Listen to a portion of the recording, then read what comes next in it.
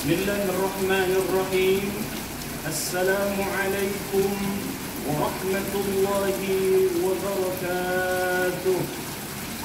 Alhamdulillahi rabbil alamin. Hamdan hamidin, hamdan syakirin, hamdan yuwafi ni'amahu wa yukafi'u mazidah. Amma ba'du.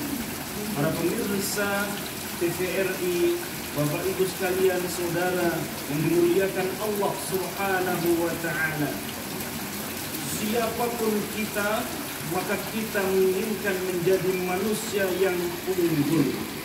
Unggul secara ilmu pengetahuan, unggul secara pengetahuan agama, unggul secara SDM, SDA dan lain sebagainya. Maka pantas tentang keunggulan manusia ini Allah berfirman, A'udzu billahi minasyaitonir rajim. Laqad khalaqnal insana fi ahsani taqwim. Allah Subhanahu wa Ta'ala berfirman, sungguh ketika Allah menciptakan manusia itu dalam ciptaan yang paling sempurna. Allah menciptakan malaikat. Malaikat tidak diberikan nafsu, hanya dia menyembah kepada Allah Subhanahu wa Ta'ala. Allah menciptakan hewan, diberikan nafsu, tetapi tidak diberikan akal pikiran. Tetapi Allah Subhanahu wa Ta'ala begitu menciptakan manusia, subhanallah, Allah memberikan wahyu, Allah memberikan ilmu pengetahuan, Allah memberikan juga nafsu. Antara ilmu pengetahuan, fikir, zikir menjadi satu ada di dalam pribadi manusia. Maka pantaslah kiranya manusia menjadi manusia yang unggul. Pantaslah kiranya makhluk Allah Subhanahu wa Ta'ala yang bernama manusia menjadi pribadi yang mulia di hadapan Allah Subhanahu wa Ta'ala. Para pemirsa TVRI dimanapun Anda berada, hadirin yang dimuliakan Allah Subhanahu wa Ta'ala, dalam konsep tasawuf ada istilah insan kamil, manusia yang sempurna, bukan hanya memanfaatkan potensi akal pikiran saja, tetapi mengintegrasikan antara sains ilmu pengetahuan dengan pendekatan qalbu, maka akan melahirkan pribadi-pribadi manusia yang sempurna. Sebagai seorang ilmuwan, apapun profesi kita, sebagai seorang dokter, menjadi dokterlah yang dokter unggulan, menjadi dokter pilihan, menjadi profesor-profesor yang ahli di bidangnya, yang senantiasa mendekatkan diri kepada Allah Subhanahu wa Ta'ala. Firman Allah yang turun pertama kali kepada baginda Nabi besar Muhammad sallallahu alaihi wasallam, kata Allah, Iqra bismi rabbikal ladzi khalaq, khalaqal insana min 'alaq, Iqra wa rabbukal akram alladzi 'allama bil qalam.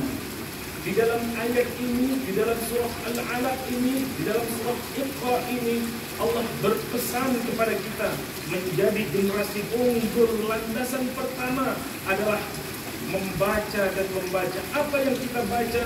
Iqra bismi rabbikal ladzi. Begitu ya.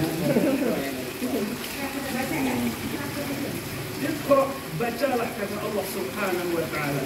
Ma aqra, begitu Rasulullah sallallahu alaihi wasallam ketika dirangkul oleh malaikat Jibril alaihi salatu wassalam, yang dibaca adalah pengetahuan, yang dibaca adalah Al-Quran, yang dibaca adalah ilmu pengetahuan, yang dibaca adalah sosial, politik, ekonomi, budaya dan lain sebagainya.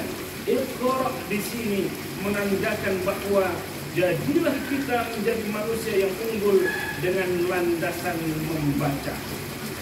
Para pemirsa TVRI yang dimuliakan Allah Subhanahu wa Ta'ala, kalau kita membaca diri kita, membaca alam, membaca pribadi masing-masing, maka insya Allah ketika kita sudah mengenal diri kita, maka kita juga akan mengenal Allah Subhanahu wa Ta'ala. Yang kedua poinnya, ketika menjadi manusia unggul, bukan hanya cerdas dia, bukan hanya pandai membaca, bukan hanya pandai membaca sosial, politik, budaya, ekonomi, dan lain sebagainya, tetapi mampu mengintegrasikan ilmu pengetahuan yang kita punya dengan Allah Subhanahu wa Ta'ala sebagai pemilik dari ilmu pengetahuan. Andai kita merasa diri bahwa kita paling baik, paling pintar, dan paling segala-galanya, silakan kata Allah Subhanahu wa Ta'ala, celupkan telunjuk kita di lautan yang sangat luas dan sangat dalam, maka kita angkat telunjuk kita, tetesan itulah ilmu yang diberikan oleh Allah yang hanya sedikit. Wa ma utitum minal ilmi illa qalila. Maka tidak pantas kita sombong karena ilmu, maka kita tidak pantas sombong karena kekayaan, karena kegantengan, karena kecantikan dan lain sebagainya, karena itu semua bukanlah patokan menjadi generasi yang unggul. Generasi yang unggul itu manakala mampu berpengetahuan secara luas, tetapi pengetahuan itu bukan berhenti sampai di situ, tetapi mengenalkan bagaimana sampai kepada Allah Subhanahu wa Ta'ala, masuk dalam relung-relung hati kita masing-masing. Itulah cerdas dan menjadi manusia unggul yang sesungguhnya. Mudah-mudahan apa yang saya sampaikan bermanfaat buat kita semua.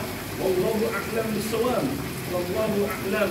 Wassalamualaikum warahmatullahi wabarakatuh.